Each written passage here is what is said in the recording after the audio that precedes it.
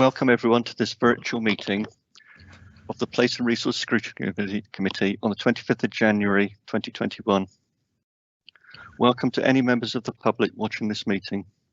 For the benefit of the public, I am Councillor Shane Bartlett, Chairman of the Place and Resources Scrutiny Committee.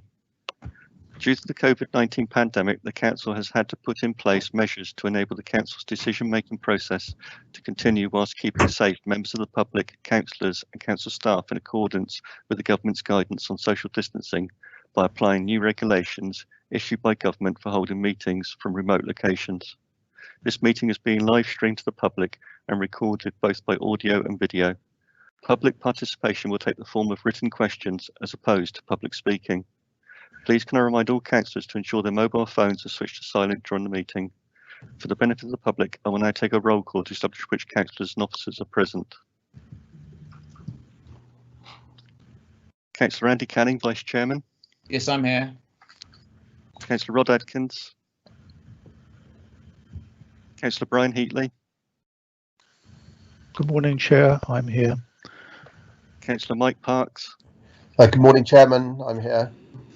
Councillor Mark Roberts. Good morning, Chairman. Present. Councillor Maria Rowe. Present. Councillor David Shortell. Present, Chairman. Councillor David Tuke. Present, Chairman.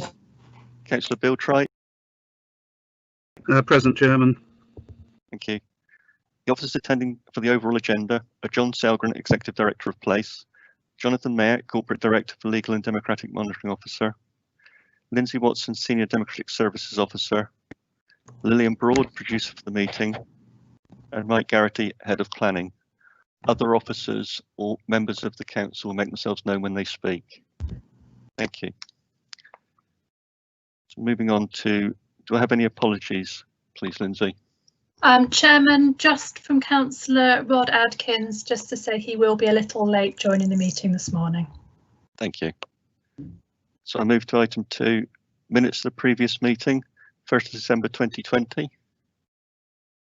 Can I take it, members, if there is no dissent, can I take those as being a correct record? Thank you. And also the minutes for the 11th of December 2020. Again, if there's no dissent, can I take those as being a correct record, please? Thank you. Thank you, members. So if we move to item 3, does any member have any declarations of interest? Okay, if any of you have a declaration of interest, if you can make that known at the time if it comes to you during the meeting. Thank you. Chairman's update. I have nothing to say at this point in time. So, Lindsay, do we have any public participation? Item 5. No, Chairman, we didn't receive any questions or statements. Thank you. So if I move to agenda item 6, planning enforcement, can I ask members that when we enter into the debate that we do not discuss anything pertinent to what is going on in your wards or any individual specific cases in case there is actually a legal case pending on that, or is it already in process? Okay, so if I can now hand over to, I believe, Mike Garrity to give the report, please. Yes, thank you, Chairman. Thanks for the opportunity to present this to you. If I could just briefly start by giving you a bit of an introduction. Obviously members will be aware that planning enforcement is very high profile and often controversial. We know that there are high levels of public interest, press get involved quite frequently, parish and town councils are very much involved when we have development that's alleged to have taken place without planning permission. So I thought really it was an important opportunity to update the committee about the role of enforcement, but equally to set out some of the challenges we face in actually delivering the service, whether that be resource or in terms of actually how we prioritise things. You will also note that the recommendations include an invitation to you as a committee to offer any views or suggestions of anything that you feel is important for Councillor Walsh to take on board in reviewing our enforcement policy. So if I move on now quickly just to talk about the contents of the report. As a bit of background, you'll obviously be aware that we formed as a new council in April 2019 from 6 former local authorities. And we do have in place an enforcement plan, but in it, I would really say that this is a transitional plan. This is something that was prepared to really make sure we had something in place as a new authority, and it predated really our planning transformation. So I think where we started off going back was actually as an organisation in effect, where we still had some degree of legacy approach, whether it be through the DCP enforcement approach, East Dorset approach, Purbeck District Council or Dorset County planning transformation, which is pretty ambitious, I'd have to say, where we're restructuring the whole service, which we've now done, and we've also got a completely new software platform that we are introducing in a phased approach. So our new structure came into effect in June 2020, and our enforcement team is now headed up by a single enforcement manager and organised to parallel the 3 committee area teams that we've got in development management. So we actually have in effect 12 officers spread across the whole of the authority area, but all working in a consistent approach, because we are now operating as a sort of fit for purpose model. Now, in actually expediting our function, it's really important to have an understanding about what the role of enforcement is. It is actually designed to deal with breaches of planning, and it should be proportionate where harm is actually caused, and should only seek to do what is necessary to remedy the breach. And I think it's probably worth saying that there are often misconceptions about what planning enforcement is, and we will often get drawn into various disputes, whether it be between neighbours over boundary fences. It might be a whole host of different things. There may be no planning breach involved. It's not the role of enforcement to get involved in that. Neither is it our role to actually get involved where other legislation takes effect, such as the Environment Agency might be doing under the Environmental Protection Act. So I think that's worth just saying, because sometimes there's an expectation that enforcement should be taking on a much bigger role than really what it is there to do. It is a discretionary service, which is a bit of a strange thing, because planning is a statutory function. So to say that enforcement is discretionary, I think is a little bit misleading. We do have discretion, but equally, you cannot have an effective planning function if you do not have enforcement. It goes without saying that there are reputational risks for the organisation. There's a greater likelihood of breaches taking place. And equally, the Ombudsman may well get involved if we're not actually enforcing effectively, if we've had complaints of genuine breaches that are causing harm. So I don't think it's really a question that we shouldn't be resourcing effectively the enforcement function. It may be discretionary, but it's really important. But coming on to that whole question of resources, it's a very unpredictable thing, enforcement. You can actually have a single case drawing huge amounts of officer time because it's so demanding. So you can actually drain resource very quickly within the service, and for that reason it's also very unpredictable. So we have a more streamlined service than we did from the original collection of authorities, because we've actually streamlined down to a sort of leaner service. It's inevitable that we would have done that. So we probably have less officer resource than we would have done as our constituent authorities prior to reorganisation. We have a lot of pressures on the team with a number of legally complex and challenging cases.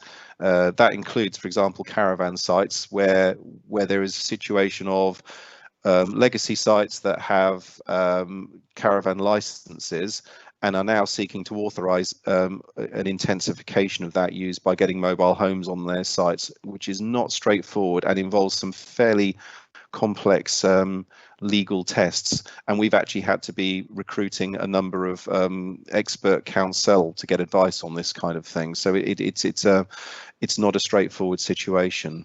We have a number of other ongoing legal cases as well, and also multi-agency approaches where things cross over into boundaries of other domains. There was one thing I did say in the report where we had 5 cases going on at the moment. That was actually a typo. I'll just correct that. We're aware of around 15 cases where we have detailed legal support. So I just thought I'd mention that.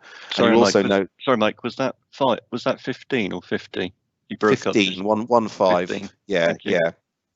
So that's where we're expecting. We have quite a lot of input from our legal team on those particular cases, and by implication that means also our officers are heavily embroiled in those particular cases. And you'll also note from the table just after paragraph 5.4 in the report that our more experienced enforcement officers are averaging over 70 cases each. So that's a lot of work and a lot of demand. So they obviously got to try and prioritise that work.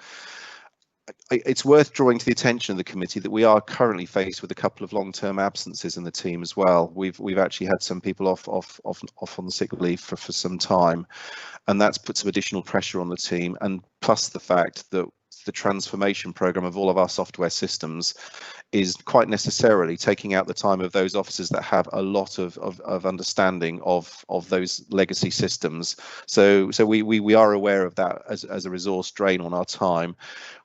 As a result of this, we've taken a short-term decision as a service to appoint a couple of agency enforcement officers to provide some additional support for a 3-month period, because I think we're struggling to cope without that extra support.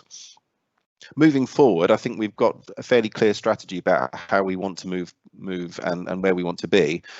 Key to that is going to be having a new enforcement plan and policy approach across the council area, which we think will actually serve the council well.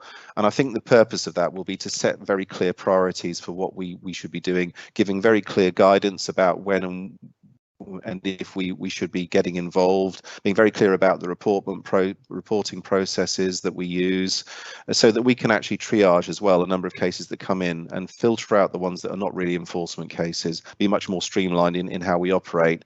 As we get the new software system up and running, that will also help our officers in terms of their efficiency of processes and reporting. The customer portal will help our customers to actually interact better. So I think there will be a whole number of benefits from that.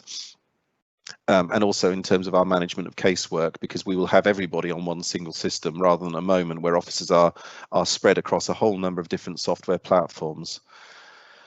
And I think what we really have to focus on as well is being clear about what the expectations are on the enforcement service, and that's where the enforcement policy will be critical. And that's why one of the recommendations today is asking for your views, if you've got any particular comments you want to make to help us inform that. Because I think what we need to do is also be very clear about what kind of enforcement function the council wants. Are we going to be one that is largely reactive to where issues occur, or do we want a service that is actually going to get out there and try and be a bit more preemptive and proactive?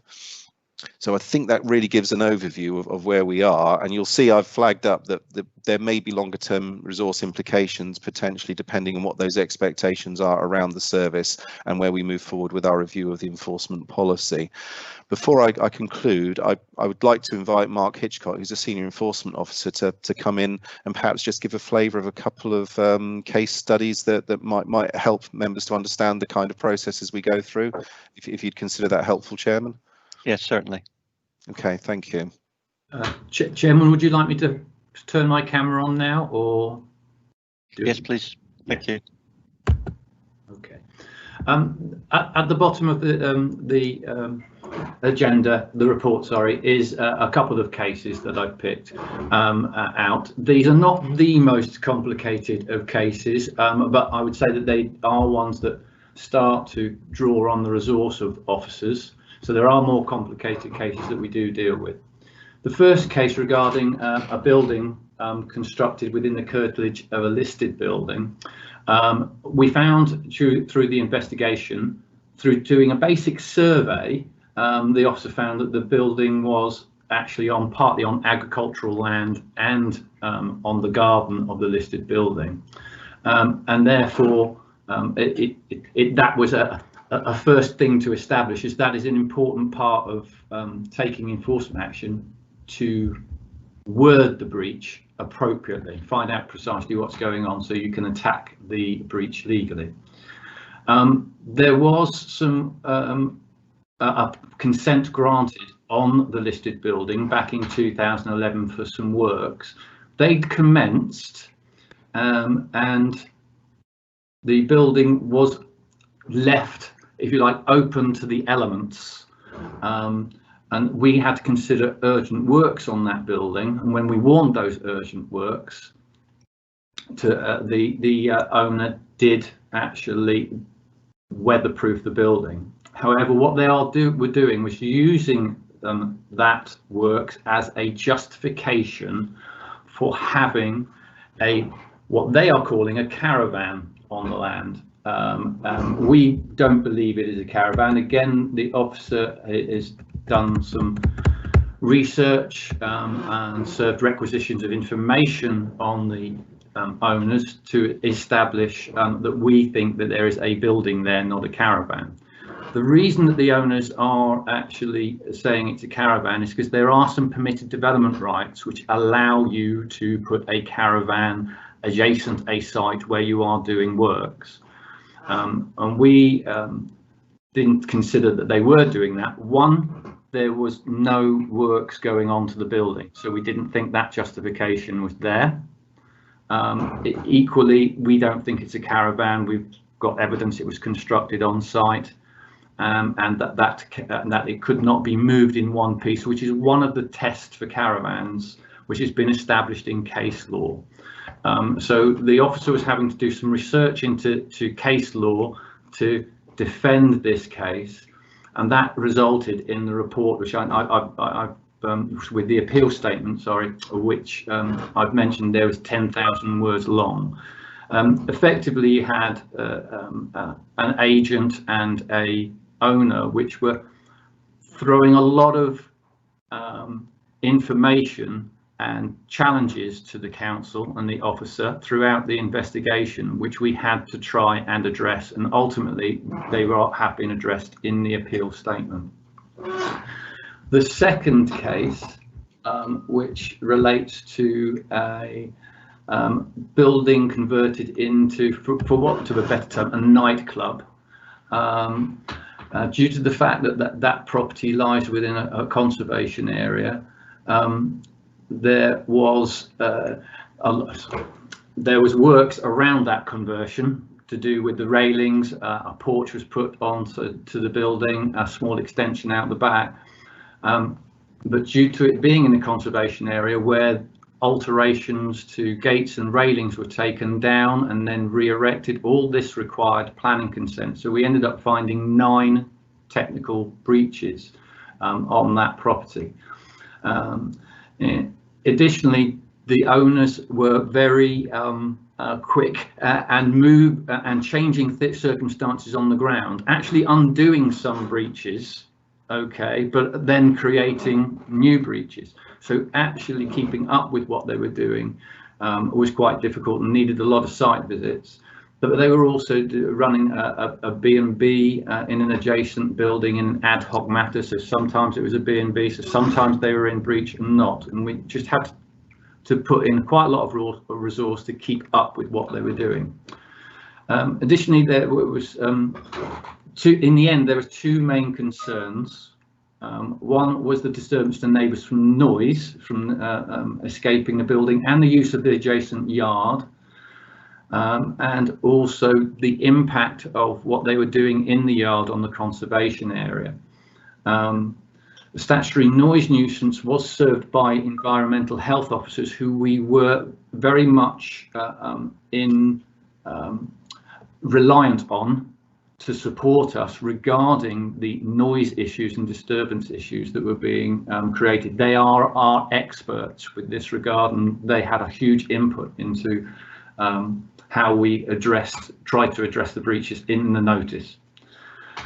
They ended up serving a notice under their own powers, a statutory noise nuisance notice, and we found that we couldn't help the owners because policies, town centre policies, would support uses. There are other sort of cafes and bars nearby, but this particular site, they could not overcome the noise coming out of the building, because they would have to have done additions to the building and the yard, which would have been contrary to conservation. So there was a lengthy negotiation to try and find out whether that could be resolved. But in the end, we couldn't think we could resolve it for the owners, so we had to take action.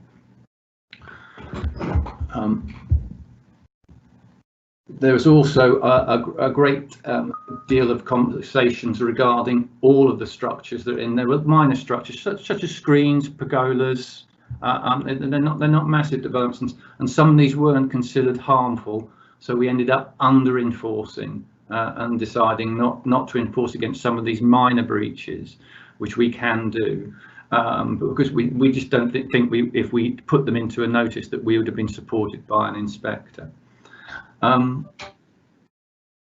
The Last thing I would say about this case is, whilst the environmental officers were helpful, one of the things that cropped up on it during the appeal process is we had to suggest some conditions, which environmental officers were a little bit puzzled that we would have to suggest conditions on an enforcement notice appeal, because we were actually trying to get them to stop. But this was part of the process in appeals, as they are in planning appeals. We have to suggest conditions, and this was requested by the planning inspectorate. So to convince the environmental health officers to actually help us draft those suggested conditions, because they were technical in nature regarding noise, took a little bit of convincing in one meeting, but they did come around, and they were very helpful and supported us in providing that technical support that we needed. I hope that helps to fill in or expand a little bit on the two cases there. If you have any questions, I'll be happy to answer them.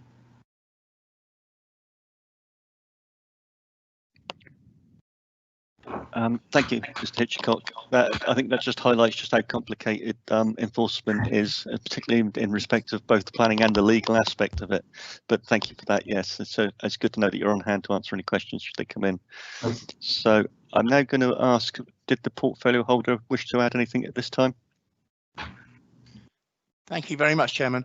Well, I'd like to thank Mike and Mark for giving their presentation, and Mark, who's a very senior enforcement officer, giving some understanding to the background of all these things. Because how many times as members have we been at a town or parish council meeting when a member of the public comes in and wants to report what is perceived to be an enforcement issue? The following meeting, they come in complaining that nothing has been done. Now, I put this on the same scale as a police criminal investigation.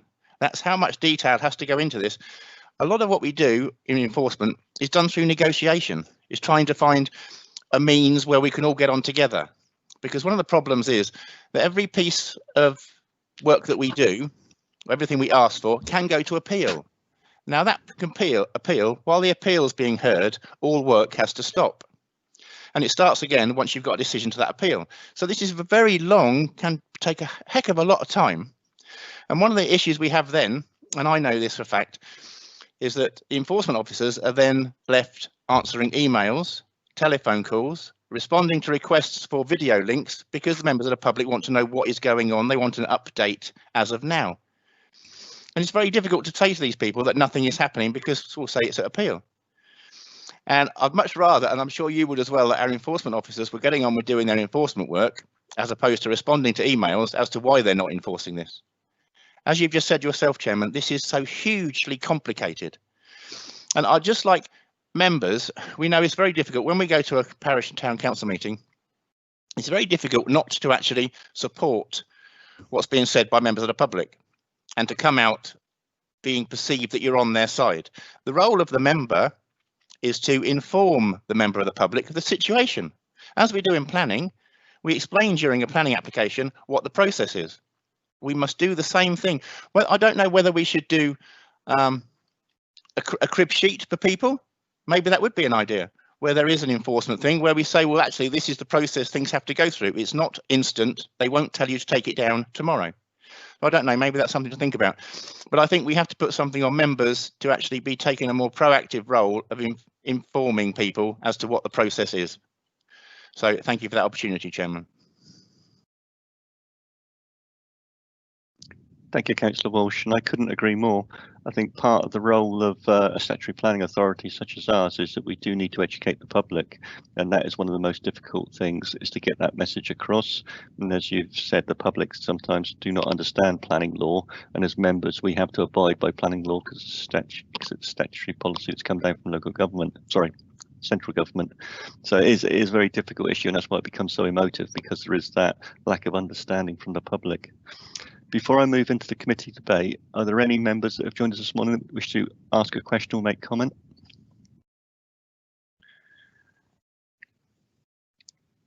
I'm not seeing any RTSs, so I'll move into the committee debate.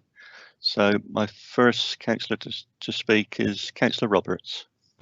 Thank you, Chairman, and thank you for the contributions. I'm sure that my questions will be echoed by a lot of the members, and I have several questions. One which would be very helpful is to know who our local manager is for the wards we represent. And I understand about not responding to every parish council, but perhaps one of the things that would be really helpful for me with my 6 parish councils is to have updates to me that I can deliver to the parish councils. That's one point of contact for the enforcement team. A little more specifically, my ward, Chesil Bank, has lots and lots of caravan sites as it's on the coast. One of the issues we have are illegal weekend sites, and we really seem to struggle to get anyone to visit whilst the caravans are there. They're gone during the week. The parish councils take photographs. Can these be used to demonstrate that there are caravans there, or is it possible in an area like this where weekends are critical that some enforcement can be done at weekends?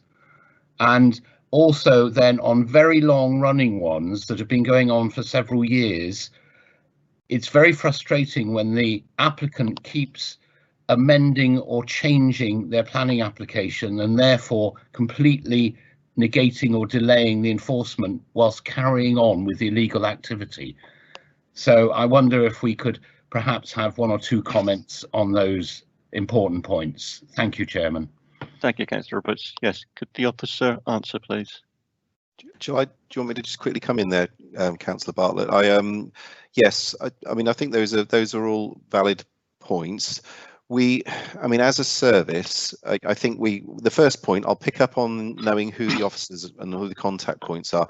We've actually been pulling together, because our service is over 150 staff, and we've been going through a big restructuring and still in the process of recruiting, but we're now virtually at the point of having a complete chart of all of our officers and contact details and which areas that they work within.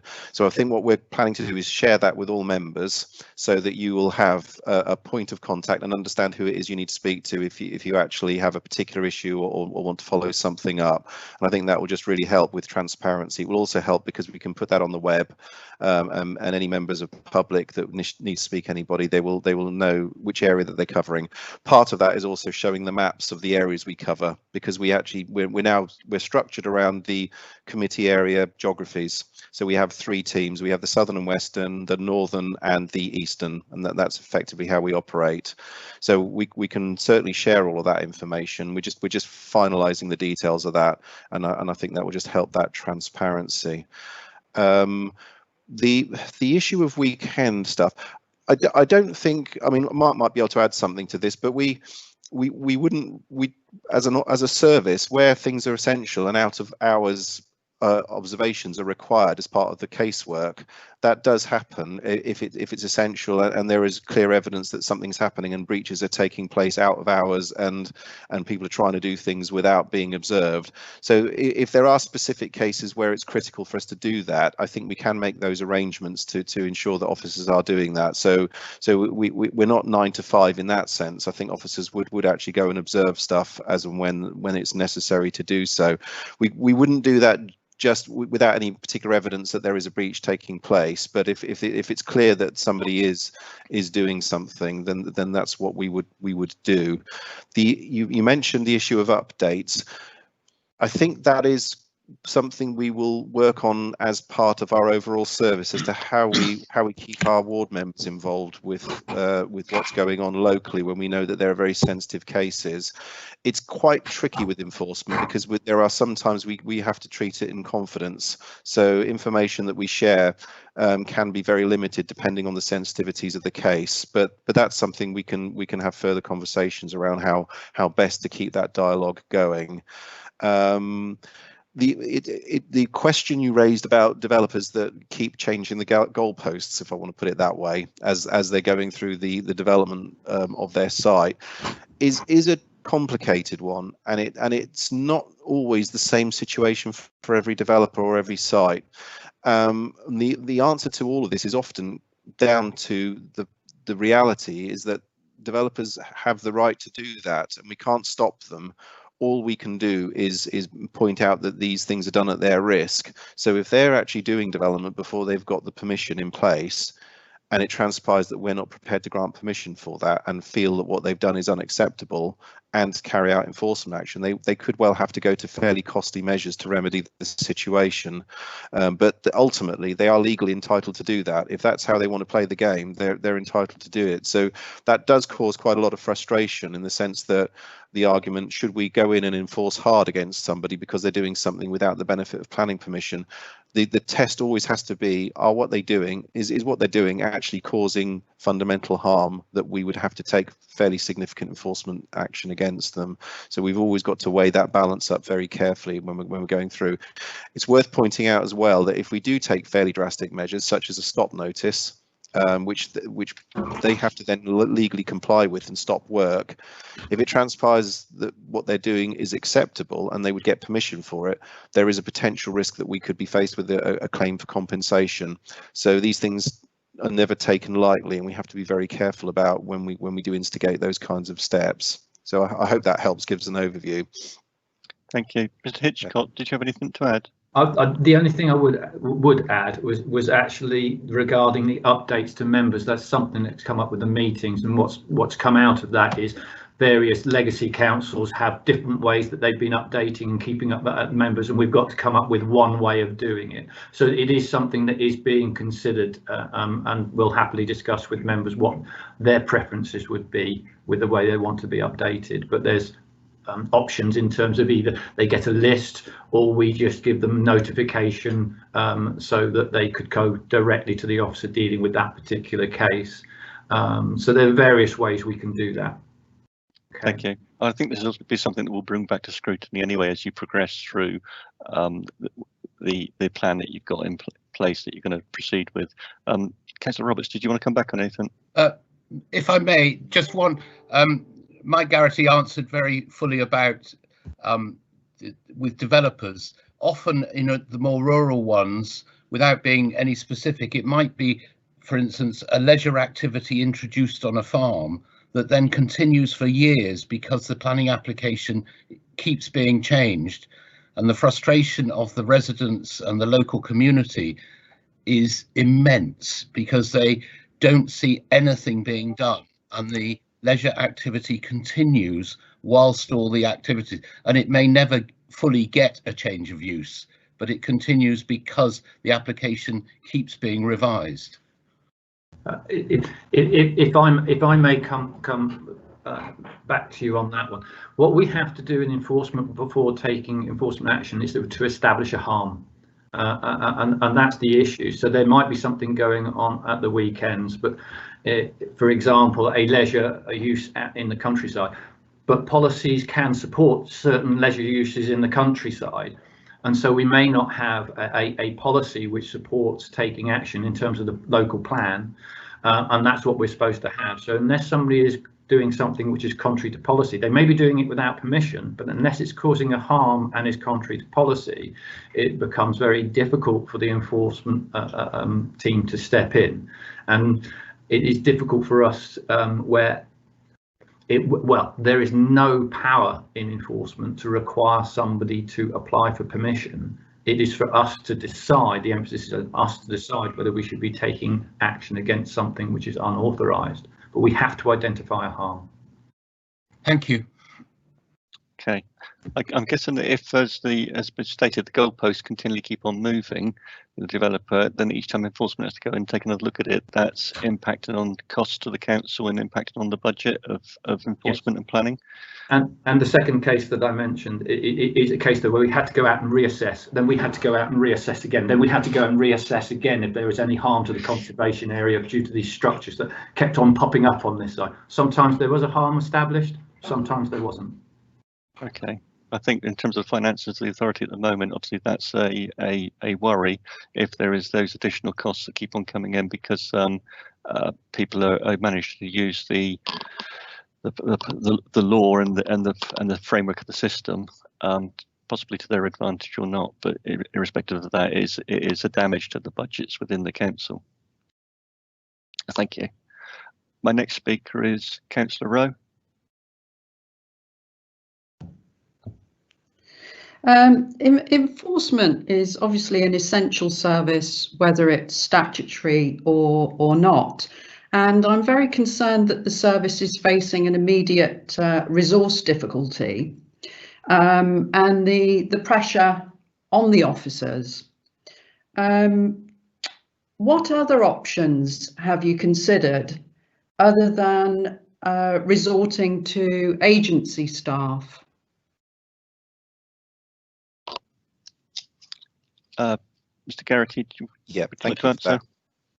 Well, if I could say that we have, what we have been doing is using our recruitment program and getting the staff into the posts as our first default. So actually we created a structure that we think should be fit for purpose. So that's our starting point. In the interim period, we have worked with our senior officers mainly in the enforcement team to help share the workload, I suppose, around where the pressures are, so that we can actually help at least target the resources that are of highest profile and of greatest priority. Other than that, we can't obviously deal with every single case that we have on our books. That means there has to be some judgment made as to, well, where are the critical priorities and what do we do with that. The agency staff is really very much seen as an interim measure. I mean, I mentioned it's a 3-month period, and it's really because we just have that immediate resource pressure that we need to deal with.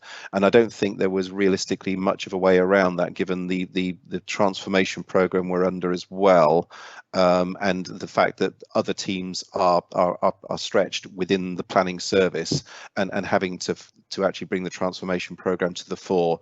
So given the options available to us, I think realistically the only option was to bring in that extra resource for a temporary period. It's not the intention for that to go beyond the 3-month period. It's really just to get us over this initial problem that we have of absences of staff, and the fact that we do actually have to divert some of our officers away to support the transformation scheme. Thank you, Mr. Garrity.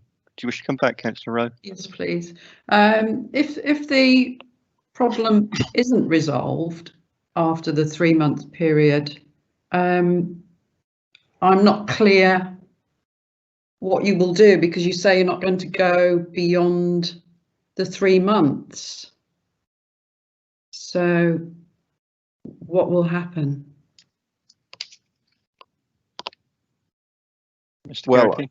I think we have to look at what resource we have. We have a structure. That's our staff budget. That's the structure we have.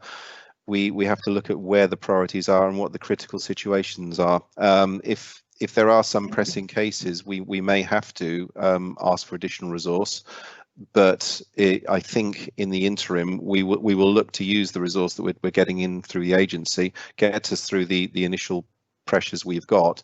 But I think the answer in the longer term is that we will always, and I don't think any enforcement service is ever going to be able to deal with every single enforcement case that comes into it immediately. There is always going to have to be some form of prioritization process that takes place. Some enforcement cases are going to be much more critical than others. When ones, for example, that we know immediate harm is very likely to be taking place if the development continues. So I would be thinking of situations, for example, if there was damage being done to a protected habitat, being an example of that, where development is maybe harming an historic building, which would be, you wouldn't be able to actually do anything about that. Once you've lost the asset, you've lost it. So there will be cases where we know we've got to take immediate action, and we will put the resource in there.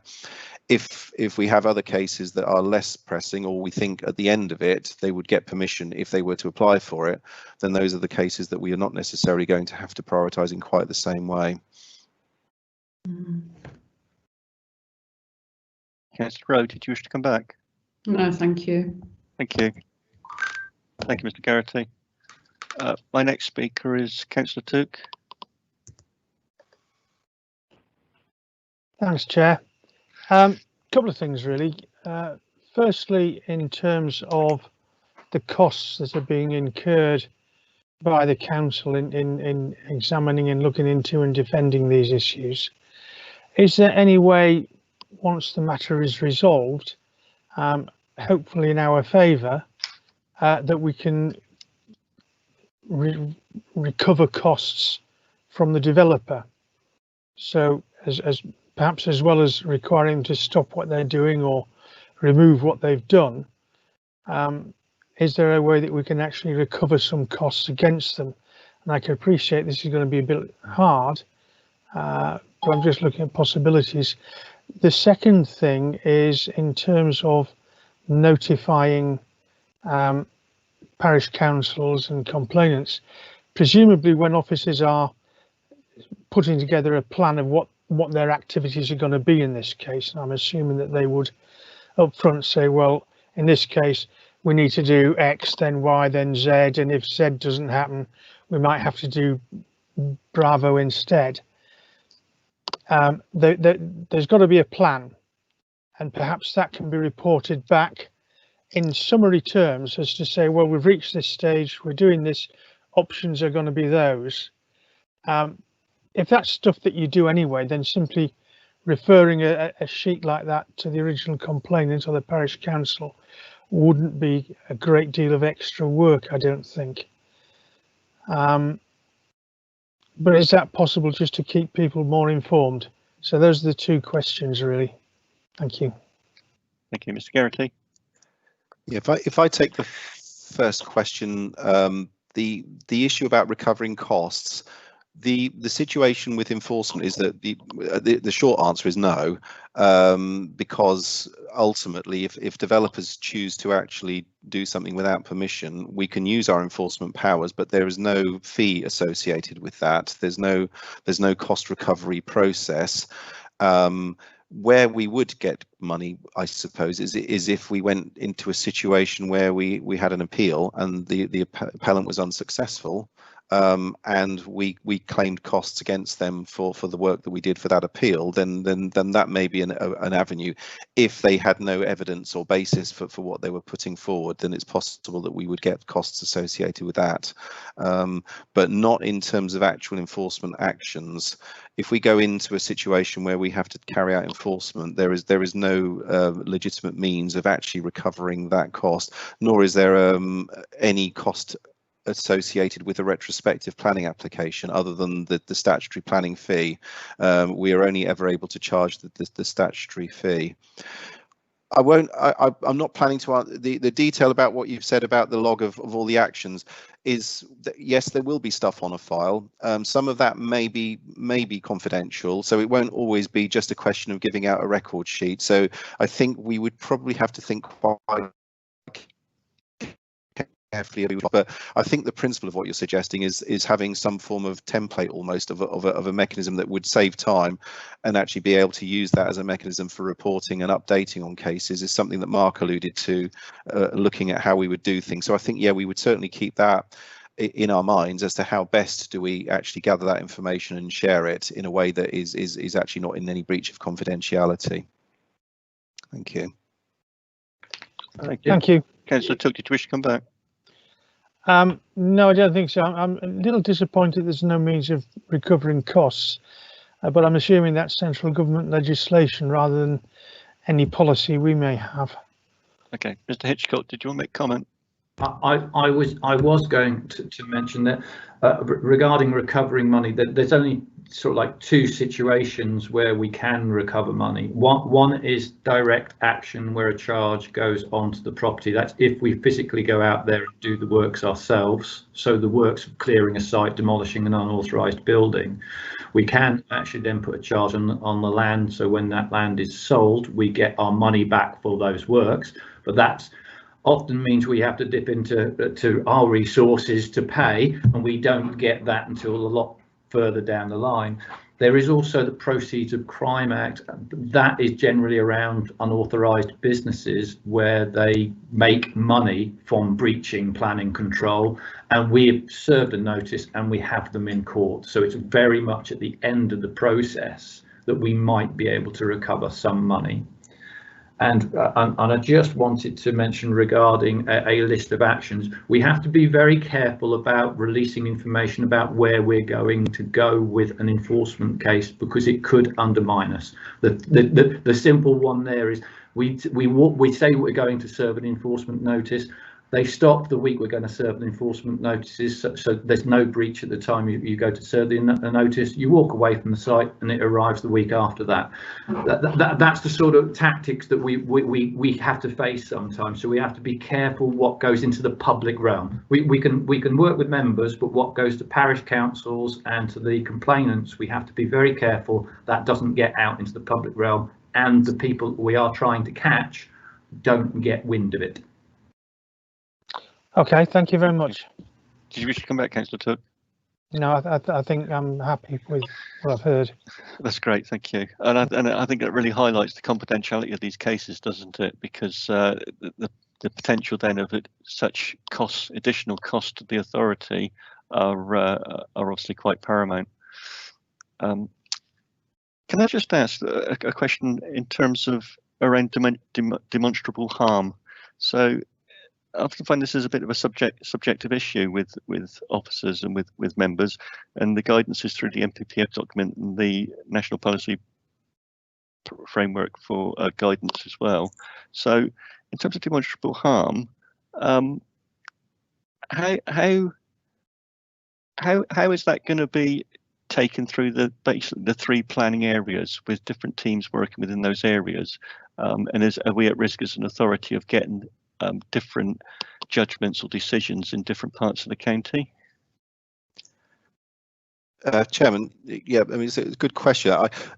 I'd say the answer to that is one of the purposes of us doing our transformation of the planning service was to try and also ensure we have a consistent basis for how we operate our decision-making process. So we have the three area committee areas.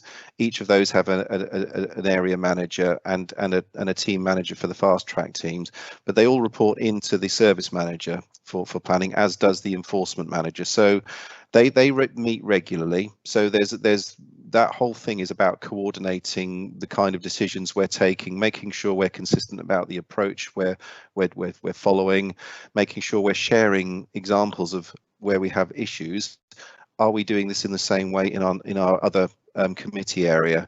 We will, of course, have situations where, just by the nature of the geography and the character of areas, there will be different pressures and different issues might arise. For example, only the eastern area is going to have green belt issues, so that will be unique to that area where you have pressures in the urban fringe that are affecting greenbelt, and other areas that are affected by AOMB, where you may have different. But the principle of when demonstrable harm takes place should still be the same. That we follow the same process. We assess where the impacts are likely to be, and where we follow up with action, that we're taking a consistent approach. And the fact that we have one single enforcement manager over the entire enforcement team now gives us that opportunity to coordinate that and liaise with very directly with all of the area teams. So that was very much a key principle behind the structure that we came up with to make sure that we were able to deliver that consistent basis. Equally, our enforcement policy, as we move forward and review that, will give that framework to ensure we are following the same service standards, the same requirements, the same processes and protocols. Okay, so I take from that then that those three area managers will be within the back room, will be meeting on a regular basis and sharing their information when they're working as a close-knit team. So that's good to know. Yes, that's right. They do, and they do meet regularly. So and we share things like case law, discussions around, for example, appeal decisions, so that we're all learning the same lessons effectively. Thank you. My next speaker is Councillor Canning. Thank you, Chair.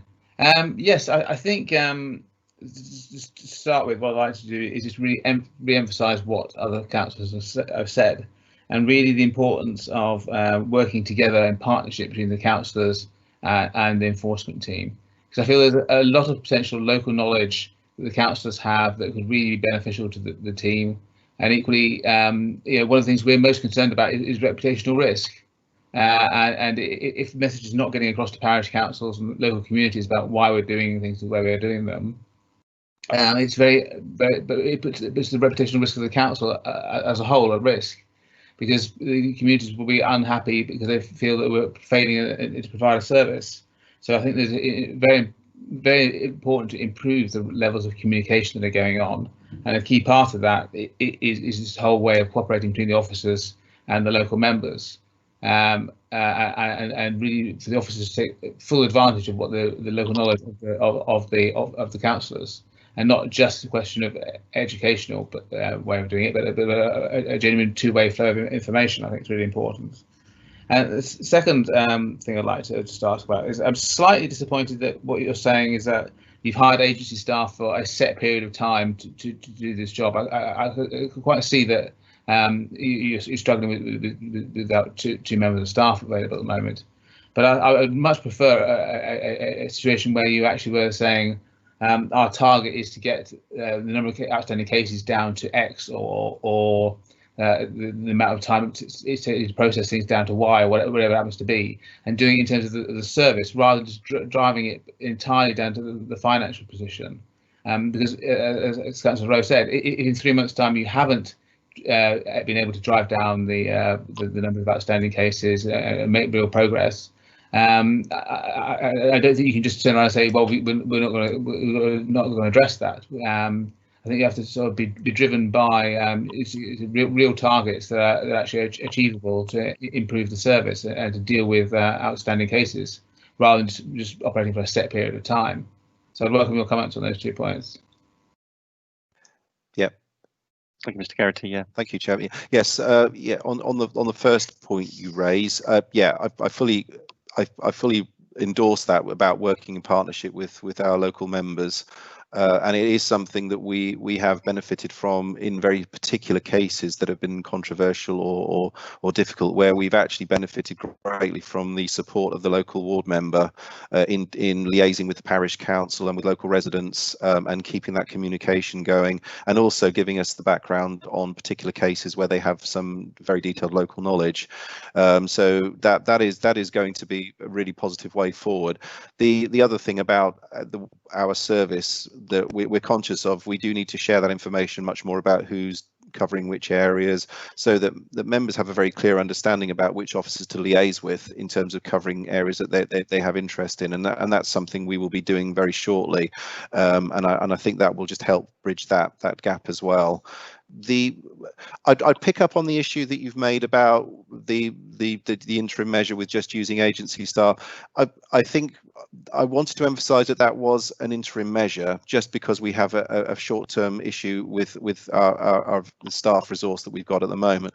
But actually, the ongoing thing is precisely as you've said, is that we want to actually have a strategy and approach for managing our enforcement priorities and service standards, and section 8 of the report that you have before you sort of alludes to that, and it picks up on some of those things. The actual enforcement plan is really something that sets out things like what we do target with enforcement, what are the key critical priorities that we will be looking to achieve, what would be the service standards we might expect in terms of turnaround time and responding to that, and providing that framework for us to triage basically the kinds of cases that come before us, so that we are going through a systematic approach as part of the review of our enforcement plan. It's not just about the plan and the policy we have, it's also about the casework we've got, where are the priorities, how do we actually manage that so that we're getting rid of any older cases that no longer actually are a priority, or we've dealt with them through other means.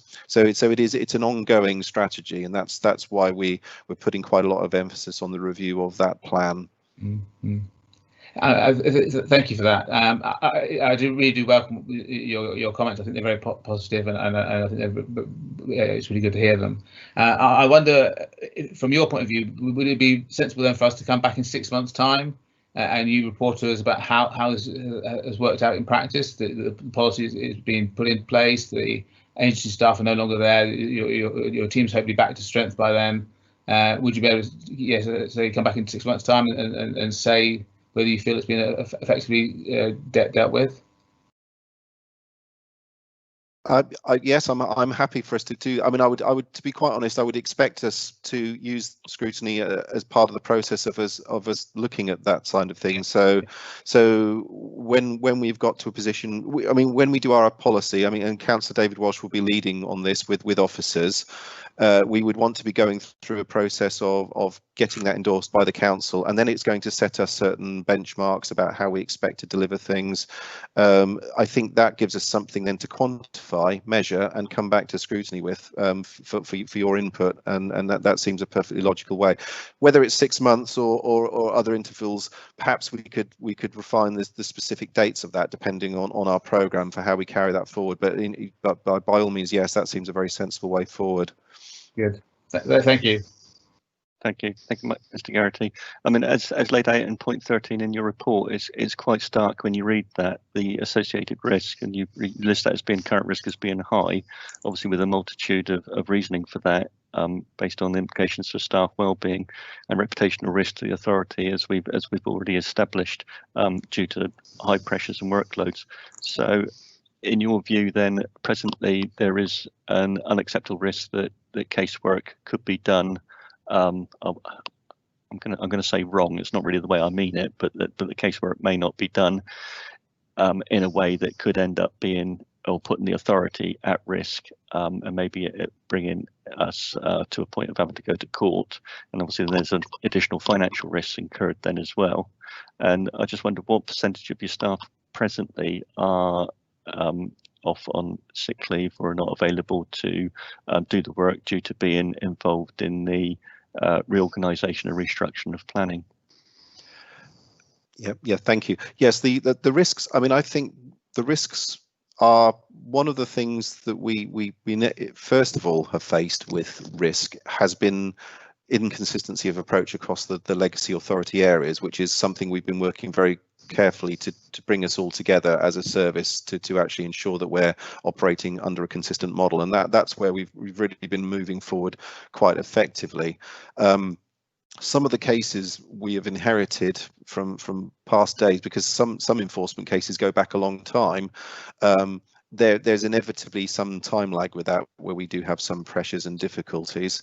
The risk I wanted to highlight in the report was also in terms of our officer, well-being, because I think that's an important thing. Enforcement is by its nature potentially a confrontational and stressful job, and that is not helped if officers have actually got excessive casework on their books.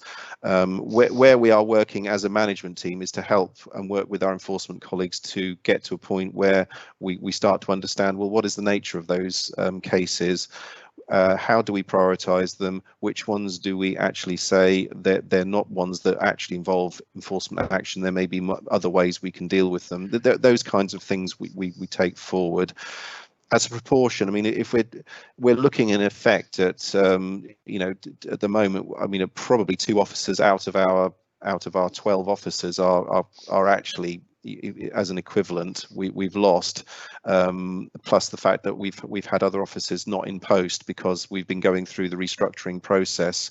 So potentially you're looking at maybe a fifth of our resource that is being taken out of the system. The other thing I would actually flag up as well, just this is a general principle, is that we've been doing a bit of work to quantify what the implications of COVID are as far as homeschooling and caring for dependents on the service. And that is something that is quite telling, actually, when you start to look at how many of our staff are actually having to take time out of the working day because they have no choice with caring for, and planning won't be alone in that. That's a council challenge, but it is worth knowing that is an additional stress point in terms of pressure on casework. So I, as you've asked the question, I thought I would mention that we are trying to quantify that so that we have an understanding about where those actual pressures are, because we're having to look at whether or not there's a need for some people in one team to help out in other teams to cope with that, because we have some teams that have particular pressures more than others, just by quirk of the staff responsibilities at home, and that is a challenge that we're all facing. Yeah, thank you for that, Mr. Garrity. That's very informative. And as a scrutiny chair and the members of my committee, we want to know everything with scrutiny.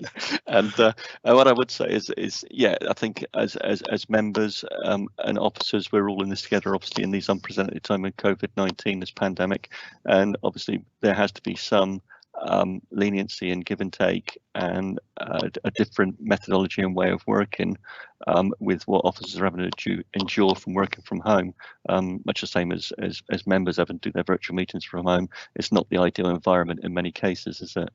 I wonder, Mr. Hitchcock, did you want to add anything else? It's fine if you don't. No, I haven't got anything else to add, thank you. Okay, so I'm going back to the portfolio holder, Councillor Walsh. Yes, thank you very much, Chairman. I can't thank you enough for this opportunity of where we've been able to talk and answer questions. I've taken notes because, as you've heard, I'm leading on the review. I've taken notes of comments that members have made, and I'm very grateful for those. The single point of contact is always a good way to start. I mean, Mark Hitchcock, he's actually the enforcement officer who covers my area, so I've known Mark very well. And I try to do a single point of contact, as in myself. That can work if you stick to it stringently.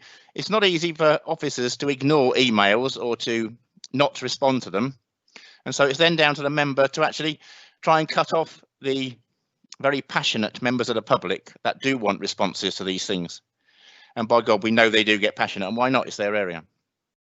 So I am grateful for the comments that have been received, and I'll take that point forward with the review.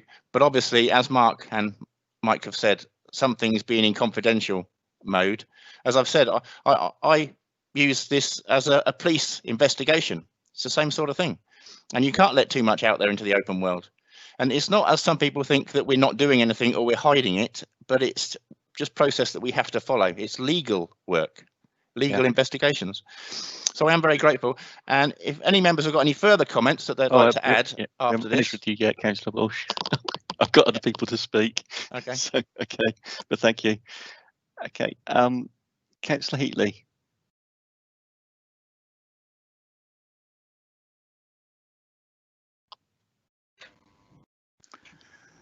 Thank you, Chairman. First of all, can I say thank you to Mike and his colleagues for what's been a very helpful session. It certainly deepened my appreciation of just how complicated and difficult this area is. What I'm going to say may be based on my rather limited experience, but I suspect it's a slightly wider issue. What happens is an issue arises out there, and the public or a parish council or whoever come to us and say the council needs to sort this out. What is not immediately clear is what sort of problem it might be. It may be a planning problem. It may be a specialised planning problem in the sense that it's conservation. It may be something to do with building regulations. It could be licensing. I've come across one of those. It could be environmental health. It may even involve outside organisations like Health and Safety Executive. What I'd like to explore a little bit is kind of how our front end works when it's confronted with one of these issues where it's a bit difficult to determine. The facts may be uncertain, for example, quite what kind of issue it is and who ought to be doing something about it. How does the triage system work in that kind of case? And is there a case for within the council having some more holistic approach to this sort of problem when they come in? Thanks. Thank you, Councillor Heatley. Mr. Garrity. Yeah, that's a very good question, and something that we, interestingly, I think is for a relatively new council, is something as well that we're still finding our feet in terms of officers understanding who their main contacts are within such a large organisation, and with adopting new roles, being part of a unitary authority for some officers who may have only had experience of working in district authority, though others in a county council. So it's all been an area of learning, I would say. We have had some recent cases actually where that very issue has cropped up, where we've had multi-agency approaches involving ourselves, the Health and Safety Executive, the Environment Agency, Natural England, Marine Management Organisation, and overlapping responsibilities with our own environmental health and planning. Just about everybody you could think of was on the list. The way we have tended to handle that, I suppose, is that ultimately at some point you need a single point of contact who maybe coordinates that. So we actually have, well, because otherwise you know, and I think we've learned some lessons from that, because what you end up with is a situation where they're often controversial situations where emails may be fired at the council from any number of directions to any number of different offices. And therefore there's a degree of, well, who's coordinating this? So that's an important challenge. The other thing is that we are learning now who our main contacts are, who the main points of liaison are. We've got those contacts with outside agencies within our own internal council. We have conference meetings to discuss which is the best action to take, and there are cases where we have to make a decision. Does this best fall within the Environmental Protection Act, and therefore is it a matter the Environment Agency would pick up, or our own environmental health, or is it actually a planning issue, and is that the best way of dealing with it, or should we actually be using building control because it might be an unsafe structure or something along those lines? So we go through that process and then have those discussions and then try and coordinate our approach so that we can respond in the most effective way. I think where we probably want to do a bit of work around is actually is trying to coordinate that into some form of, whether it's a template or some form of recording mechanism, so that we actually have a record of that action path, and we know which officers are doing what, and we can pull that together. But it is something that we're starting to get that experience of more. You know, we've had some recent cases which have given us some useful pointers, I think, as to how we move forward. Yep, thank you very much. That's great. I think the crucial thing is to recognise quickly when you're in that sort of situation. Yes. Yeah. Thank you. Thank you, Councillor Heatley. Okay, Mr. Garrity. We alluded on it earlier about an out-of-hours service, but it seemed on a bit of an ad hoc basis, if I understood it correctly. I just wondered whether we're going to have something more formal, a formal arrangement going forward in the new operational plan that you're bringing together, because often, quite often, these breaches in enforcement take place either in the evening or at the weekend, out of general office hours, and that is where I think we see that the greatest amount of abuse of the system. And I just wondered whether or not there is any thought to actually putting a properly structured out-of-hours service in place. Yeah, I don't at this point. I mean, could you mind if I just ask Mark Hitchcock to have if he's got any comments from a practical point of view as far as how he's experienced these situations from his own perspective first, if that would help, Yeah, and then perhaps I can comment on that once he's added something, if that's okay. What I would say is, if we get information in, it could come from the police, environmental health officers, from or a parish council, or something like that, where some evidence is actually produced of something going on the weekends. We will look at that case and see if it requires input from an enforcement officer to actually visit it and establish the breach at the weekends. The case regarding the nightclub, there were evening site visits by myself and another enforcement officer to establish that. So we do it where there is evidence, but we also work with environmental health officer might go out and look at a noise issue or a fly tipping issue or something like that, and they will liaise with us. So we can sometimes use their information to support, or not sometimes, we often use their information to support us.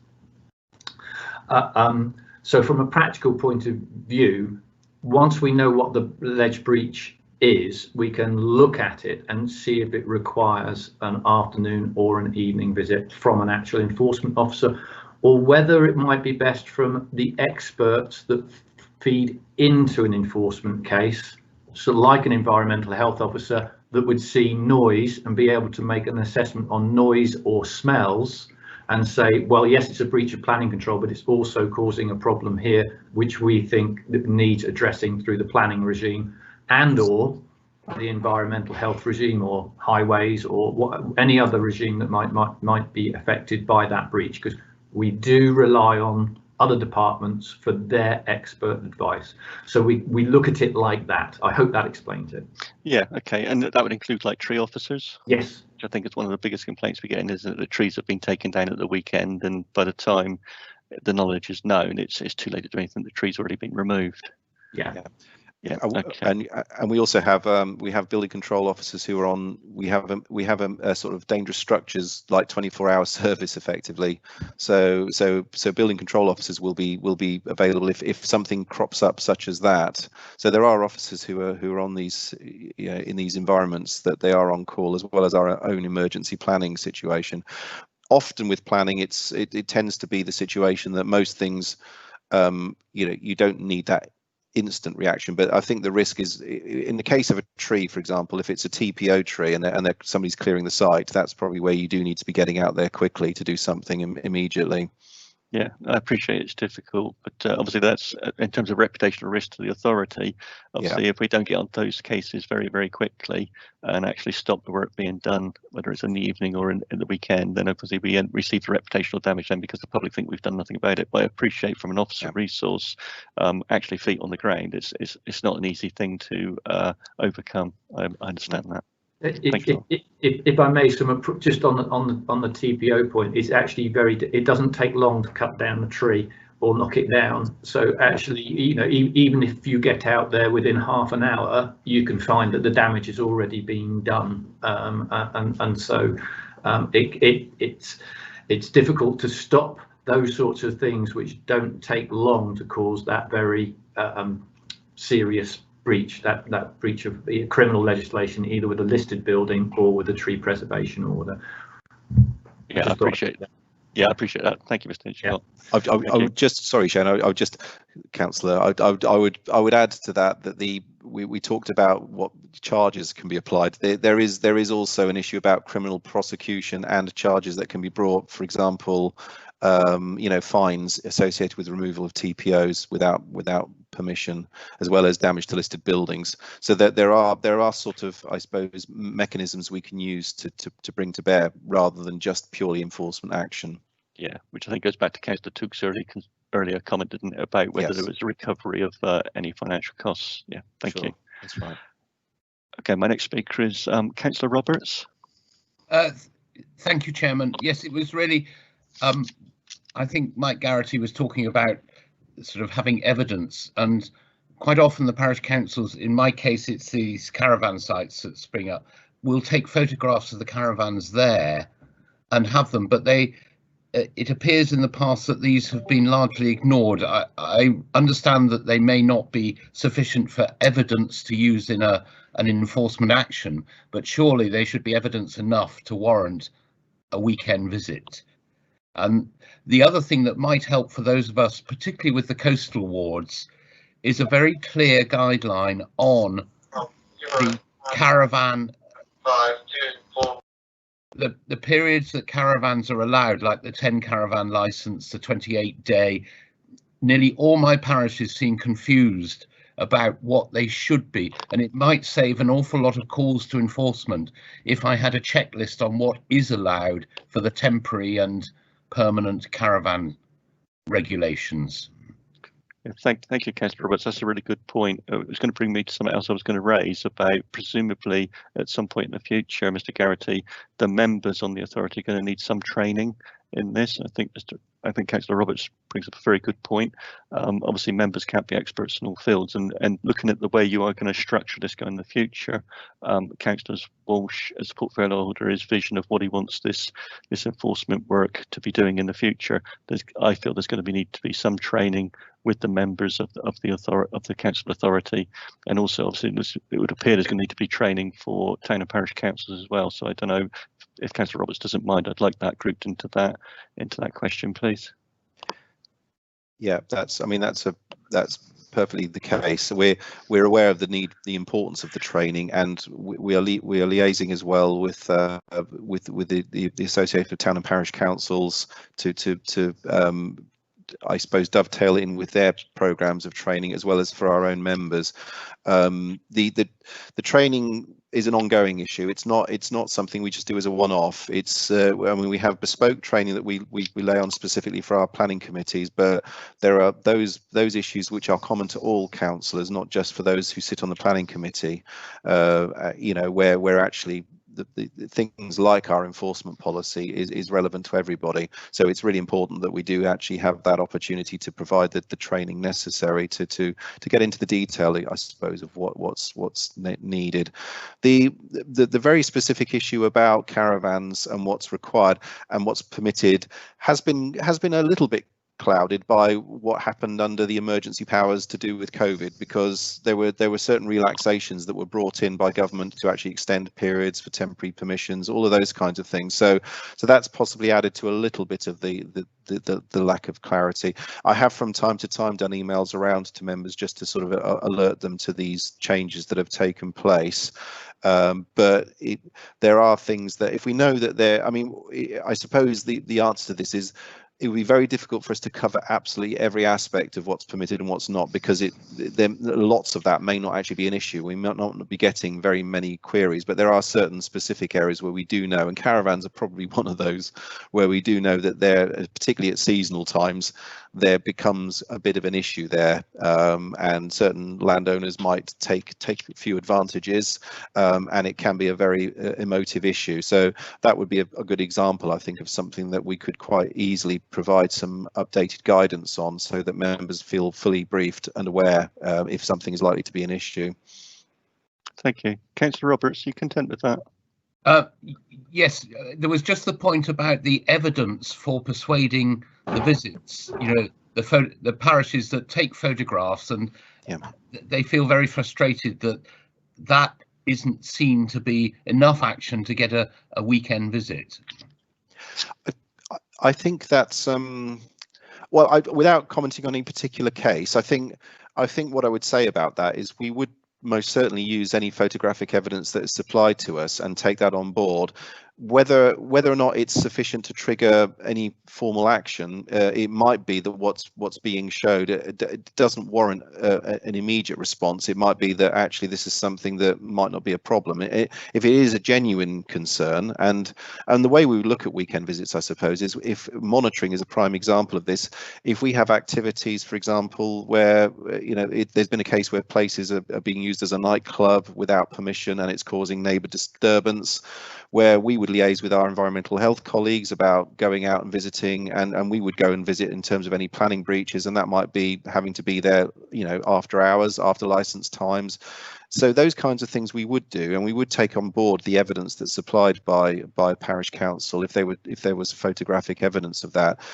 It might be that there's a perception issue there that I would say we're not ignoring it. We may not feel that there's sufficient there to warrant the action, but I think that we'd probably have to discuss the individual case to see if there was a particular problem with that situation.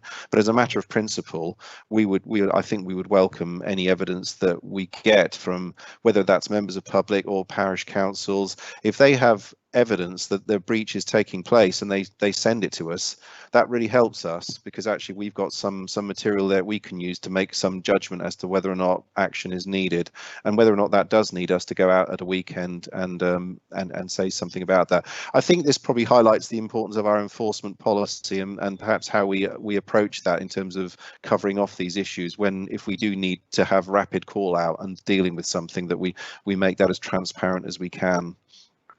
Thank you.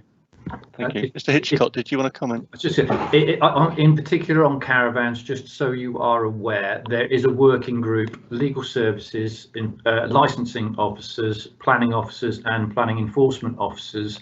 There is a working group on the caravan site issues that are coming up, and we are trying to come up with a strategy of how to best deal with them. Okay, and where they overlap, as we've mentioned before, legislation's overlapping, whether it should be environmental health or planning enforcement, because the caravan sites come under both of those pieces of legislation. But we are looking into that with legal services to try and come up with a strategy.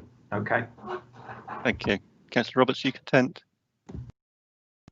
Yes, thank you. That, and as Mike Garrity said, something, you know, a one-page guideline would be really helpful for us to have, because I have several parishes where it comes up at almost every meeting, and it would be a great help to actually be able to give them some guidance on this. Yeah, I understand that. Thank you. My next speaker is Councillor Shortell. Thank you, Chairman. Yes, really a quick question. Paragraph 55 of the National Planning Policy Framework clearly states that conditions that are applied to planning applications should be of a permitted and enforceable nature, precise and reasonable to all other respects. Is there any means whereby we can strengthen the conditions which are applied to planning applications, which will actually reduce the number of perhaps cases that we're suffering due to enforcement? Thank you, John. Okay, Mr. Garrity. I think that the starting point with planning conditions is they've got to meet various tests of reasonableness. They've got to be actually meaningful, serve a meaningful purpose that is material to the application, and be enforceable. So what we don't want to do is put conditions onto a planning permission that are unnecessary, or equally, if they're worded in a way that we couldn't actually enforce them. So, for example, if you're saying that something has to be done, do you actually say in the condition when it has to be done by? That's quite important, because if you don't say when it has to be done by, a developer could turn around and say, well, you've not given me any indication as to when I should do that. I could do it 10 years time. So that's just a very simple example. So the way that we word conditions has to be very carefully done. There is always room for improvement, I think, with conditions. And one thing that I've picked up from being in the role I am is when you come across historic cases, how differently conditions have potentially been handled across various different authorities. And some of the difficulties that you're quite right, we sometimes get ourselves into hot water because we have a condition that is very difficult to enforce. And the spirit of what the condition is trying to control is not actually translated into the meaning of the language, which makes our job very difficult. And that quite clearly causes frustration with residents and parish councils and the like. So from our point of view, being now a new authority, one of the things we can do is look very carefully at how we word our conditions to make them consistent, meaningful, meeting all the relevant tests, ensuring that they're enforceable, and take a much more sort of structured approach to that, which is something that we are working on as part of our overall service. So something that we can do to make our job that much easier with enforcement is very much what you say, is actually having our conditions being very tightly worded, very applicable to the case in hand. But that doesn't mean, I think what we've got to be very careful of is just because something is, as a development, might be unpopular, for example, doesn't mean it's actually causing any material harm. I remember an inspector once saying to me that planning wasn't a popularity contest. It's actually that's quite a relevant point, because I think there can be a tendency to think just because something is unpopular, it means that planning needs to do something about it. That it may actually not be causing material harm, or it may be acceptable in accordance with the planning policies. So we have to be very careful that we don't impose unnecessary conditions onto development just because we're trying to make something more popular in the local area. We have to accept that if what they're proposing meets our policies, then it's acceptable, and we can't use conditions as a means of trying to retrospectively claw the position back. So we have to tread quite a fine line with the conditions, but I fully accept the point you're making that actually the way that we word conditions is critical to ensuring we have meaningful enforcement. Okay, are you content, Councillor Shortell? Yes, I think I am, Chairman. It's just that, in fact, it's clearly stated, the NPPF in 55 and in 58 about enforcement, and that perhaps that could be a whip that we could use in order to try and negate any problems with enforcement in the future. But I fully take that on board, and I fully accept that. Thank you, Chairman. Thank you. I think it's a good point made, Mr. Garrity, about our predecessor authorities, because we are a new authority, that presumably there's a significant amount of officers' time is spent going into the archival records of those predecessor authorities in looking at what conditions were done in the past? Yeah, at the moment, we have been working through this is where our transformation of the planning service is quite important, because we're moving on to a single software platform. So we're going through a stage which is no insubstantial task of migrating all of the data from our legacy systems onto a single platform. Once that is complete, which should be sometime around the April period, we will actually have a single comprehensive database with all of that information on it, which will make our job a lot easier in terms of getting that information. The only thing we do have an issue with, obviously, is some files even predate the digitization of information, so there will be some information that is still within archive records. But generally speaking, I think the whole idea of getting us onto one software platform is that we will have much less officer time taken up in having to go from one system into another to retrieve information. So that should make things a lot more efficient overall for everybody concerned. Okay, that's good. You've headed off one of my questions about a single planning software platform and when would that actually be ready, because I don't think you've actually said when it would be ready in the report, but you think by April? Well, this week, today and tomorrow, we will be going live with one of the next phases of the migration. So we'd already gone live with one part of the system. We will going live with another bit this week. And then so we've already done North Dorset, we're moving on to West Dorset. Now then will be Weymouth and Portland will be coming forward, and then the last bits of the platform will be those that are already on MasterGov, which will then include our Purbeck, East Dorset and county council systems, because they'll be relatively easier to migrate into the system. So we're looking at around the April time. That is dependent, because there are always twists and turns in the road that we go down this path, because it's actually a huge undertaking. We have to test the systems, we have to check all the data is there, all the different fields are married up to the right boxes. It's it's not a small task, but once we actually have it all onto the system, hopefully around the April time, it may be a little bit later depending on the timing of all of that. We then start the transformation of the customer end of the experience, which means we can start to focus on the web-facing portals and actually making them much more interactive. So the customer probably doesn't see a great deal of change at the moment. They won't see that until we've got the whole system up and running, and then we can start to really focus on those. And we're talking about different options such as chat bots and things like that we can use. Okay, thank you. That's really useful to know. Okay. I mean, another point at 6.1 makes reference to a key member, and it highlights that key member is transferring over information to that new software platform. And the report alludes to that he is basically the only one that can do it. And I just wondered how much of a single point of failure is that? I mean, how much of a risk, how much do we have to be worried about that? Maybe if I rephrase that to say it doesn't mean that he would be the only person that was able to do it, but for somebody else to do that would take a lot more time, because they wouldn't have the familiarity with the system that he has.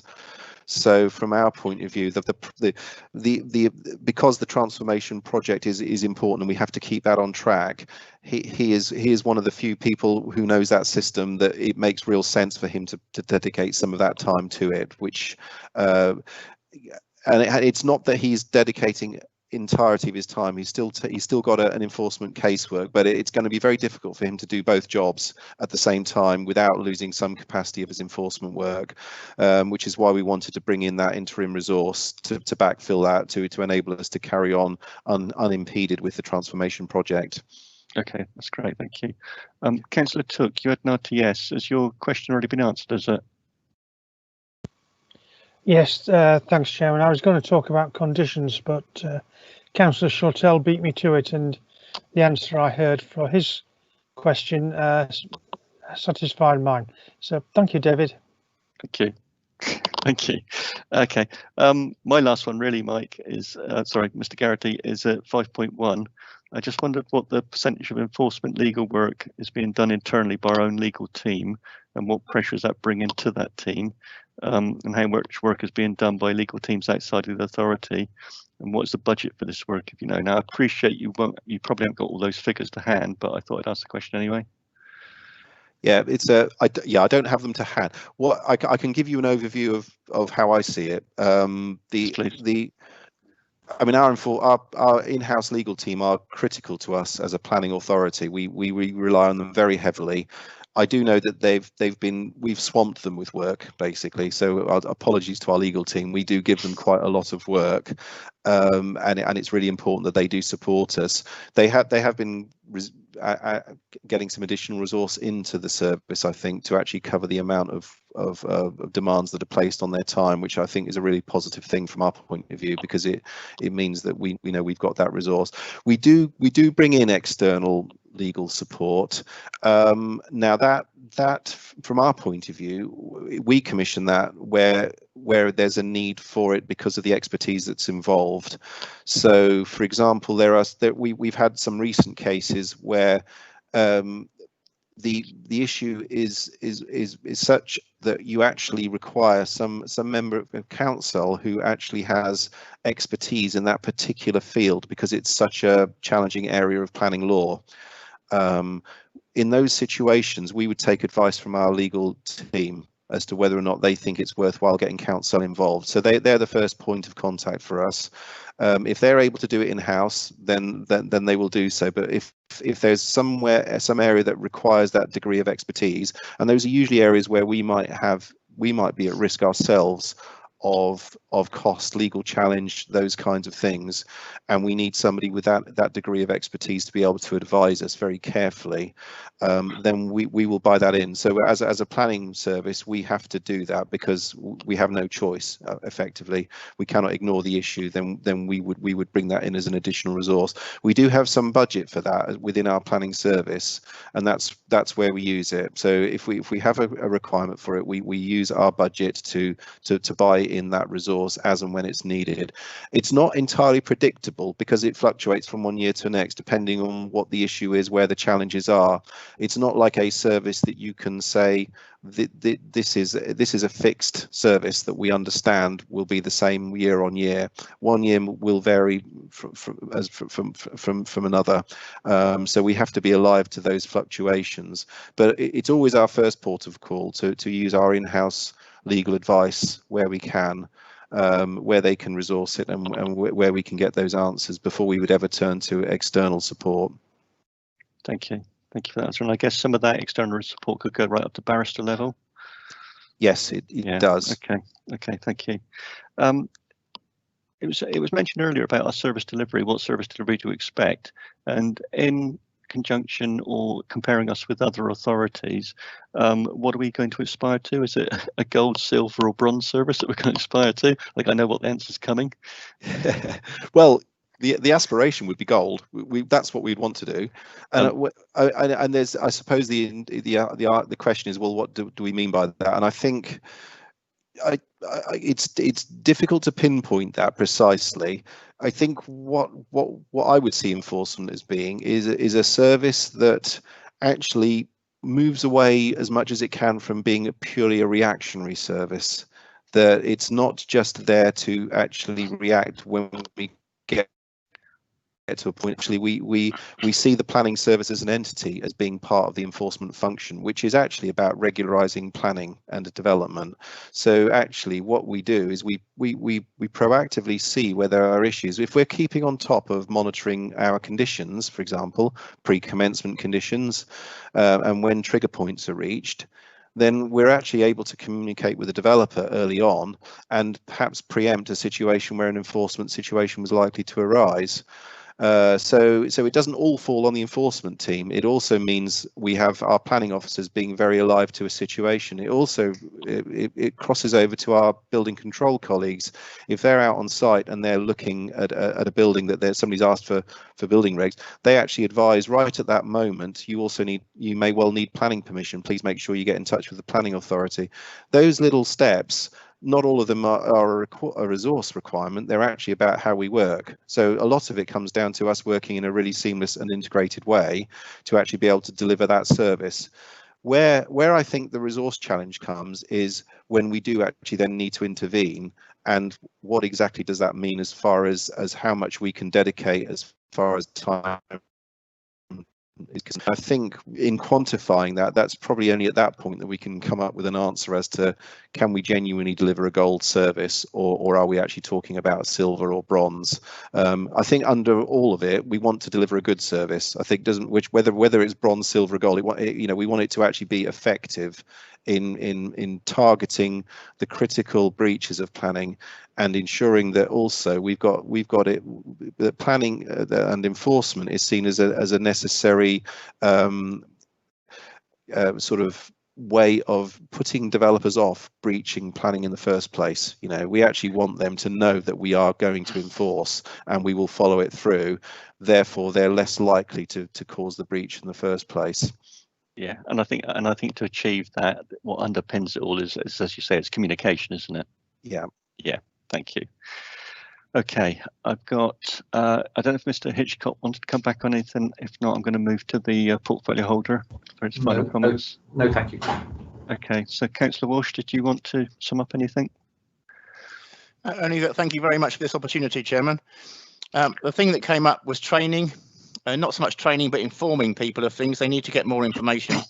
I'm constantly talking with Mr. Garrity about putting training and that in place. But as you've heard, or as you know, we have the planning transformation programme, and we're 1 week into the local plan consultation. So there is a resource issue with officers. So I'm not trying to put too much on them. I have taken note, and we will be doing some training and some information gathering. And yes, a guide for members and single point of contact are things that I'll be looking at and putting into the review. So thank you very much for your time, Chairman. Thank you. So members, when we look at the recommendation, it's to support the strategy of managing enforcement work and resources set out in section 8 of this report, to recognise that review of the enforcement policy and procedures to be led by the planning portfolio holder will provide a clear understanding of future resource needs, and that there may be a subsequent requirement to secure permanent additional staff resources. And at 3, advises on any particular issues or suggestions it wishes the planning portfolio holder to consider reviewing Dorset Council's enforcement plan. And they've been taken note as we've gone through. And on point 1, there was the discussion around an out-of-hours service, and that seems to be on an ad hoc basis. And there's an understanding about how difficult that is to actually implement on the ground, but some work is going to be done on that. A member understanding of case confidentiality, better comms on the difference between building control and enforcement. What would our service delivery be when compared with other authorities, the gold, silver and bronze? And obviously we would aspire to that gold delivery. And I think, again, that is a communications issue, so that developers know that we would enforce if there was an infringement of the regulations and the law. Obviously, the additional resource that is needed, officer representing which areas, and that is, I think, is in process at the moment. The reassessment of cases' impact on the budget. Agency staff would be short term, and the difficulty also in most cases to recover any financial costs. There's also the risk of officer well-being due to high workloads. A fifth of officer resource is not available at present, either due to sickness or to the being redeployed in terms of the government reorganisation. An importance of single point of contact, a record of an action plan. I've already mentioned our out-of-hours service, and recognition that training will need to take place for members of the town and parish councils also. Enforcement would also consider evidence from outside source separate to the authority. And then my last one is tremendous use is made of an integrated legal team. So I think with all those laid out, if the members of the committee are happy with that, then we would, if I have no dissent, then we will pass the recommendation. Okay, thank you, members. Thank you, Mr. Garrity, and thank you, Mr. Hitchcock and Councillor Walsh, for your patience. I think that has been well and truly scrutinised, and thank you ever so much for your input. Thank you. Thank you very much for the time as well. Thank you. Thank you, Chairman. So if I move to agenda item 7, service performance. And I believe it's Miss Dainton who is to give us a report on this. Yeah, thank you, Chairman. So for members of the public, my name's Bridget Downton and I'm Head of Business Intelligence and Corporate Communications, which includes the responsibility for performance management. Chairman, I'm not going to give a long introduction or presentation to the report, which I'm going to presume all members have read. I want to make the point that the appendix to this report is very much illustrative, and for us to have a bit of a conversation about how we use these reports moving forwards. We're looking to develop an interactive tool for scrutiny committees to use to look at relevant performance metrics. And also, in the fullness of time, we want to make that available for all members of the public as well. So we need to have a think about how we use that in a committee setting moving forward and what papers we put in front of committee, which we will do and come to you with proposals. But really the main purpose of the tool and of reports like this is for the committee to use them to inform your forward plan for what type of activity you think you need to scrutinise moving forwards. Because if you look at a piece of performance that is good or bad and you want some more information about that, then clearly you're going to need the relevant officers from the service and the relevant portfolio holders to come to your committee to present and answer questions, rather than my team who pull this information together for you. And I would suggest that that, as I say, this information be used to inform a forward plan, and then we get those officers and portfolio holders on the agenda to attend to future meetings. The other thing to note just about the appendix, which is there for illustrative purposes, just to show you the measures that were showing red or amber at a point in time, is that point in time was October, which is partly as a result of the timing of where these meetings sit in the calendar, and clearly that's not therefore very timely and useful for you, hence us producing an interactive tool that will be much more useful and timely for you in looking at how you manage your agendas going forward and how you plan in what work you want to scrutinise moving forward. So that's really all I wanted to say, Chairman, as a by means of introduction, and I am of course very happy to take any questions. Thank you. Thank you, Ms. Dainton. So do I have any questions from the members on the authority? Does anybody wish to ask anything? No. Okay, so I'll move Chairman, to the... I can see that I think, oh no, sorry, that was the previous item. I do beg your pardon. I thought there was a request to speak. Beg your pardon, Chairman. Oh, there is now.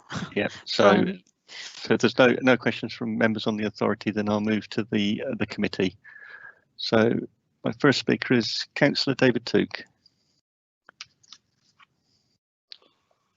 Thank you, Chair. I just want to mention something which I mentioned the other day in the webinar meeting that looked at this. I think it's important that, okay, we can check things on the red, amber, green rating, but I think it's also important to look at the direction of travel rating and be able to look and select, for example, those items that are currently green but with a direction of travel that is worsening, and get an earlier look at what problems might be coming down the line. So just because something's green now but getting bad doesn't mean it's going to stay green. And we need to be able to use this tool to search for combinations of rag and dot. So I'd just like to make that point. Thank you. Thank you. Ms. Dainton. Yeah, Tim, it's a really good point, well made. And we are working up how we can, as well as direction of travel and the link between the red, amber, green rating, which Councillor Tuke referred to, which I completely agree with. There's also the sort of trends over time, and indeed in the fullness of time, we'll need to look at how we compare with others. So benchmarking with, you know, what the best looks like. So I completely agree with that, and we will be looking to build those types of things into the tool as in future iterations, and I think the tool will be something that we develop over time. And I know Councillor Wharf, as the portfolio holder, is keen to get something in front of colleagues, and then for us to continually develop that in a kind of agile approach to developing the tool. But I couldn't agree more with Councillor Tuke. Thanks, Chairman. Thank you. Did you want to come back? Thank you very much. Okay, thank you. Yeah, Councillor, that's fine. That answers it, I think. thank you. Councillor Heatley.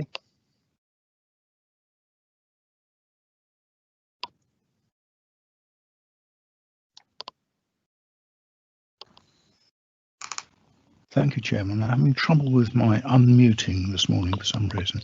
That's okay. Can I endorse Councillor Tuke's last point? I think it's a very important one. I get obsessed with what's not there on things like this. I worry about situations where maybe there's something going wrong, but we haven't got a measure for it.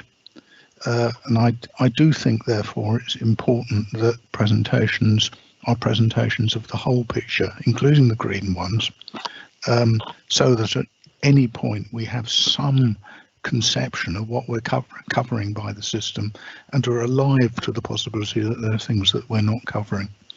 I know it's difficult to do that because one's always inclined to react to what's on the piece of paper in front of you, but I hope that in due course we'll get some kind of mapping of this system with some kind of appreciation of the council's whole activity, so that we have some comfort that there's not things that we're just omitting. Thank you.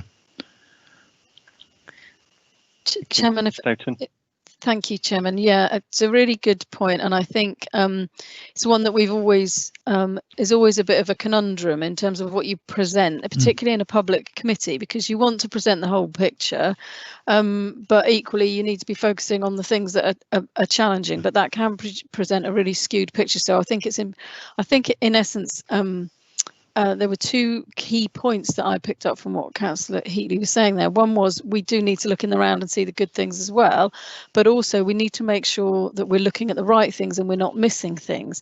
And obviously we've got two scrutiny committees overseeing the whole of the council's performance, so there'll be different measures that different scrutinies are looking at, but from both scrutinies perspective and from members of the public, you know, we want to be able to see the whole picture. And I think one of the other things that's important to say is that we will have a mechanism where we can escalate bits of information into the tool. So it might be something that we're not measuring, but something comes along stage left that we think that you need to know about, and we will make sure that that is shared with relevant committees, even if it's not something that we normally measure. But you know, so COVID is a case in point, isn't it? None of us knew that was coming, and we've had to respond to that. So I think that approach is absolutely one that we need to be mindful of moving forward. Chairman, it's a really good point. Thank you. Thank you. Councillor, did you wish to come back? No, thank you. I found the last bit very reassuring. Okay. I've got Councillor Roberts. Thank you, Chairman. It was just a slight query, and I wonder if it could be explained. We appear to record near misses, and I'm wondering who judges what is a near miss.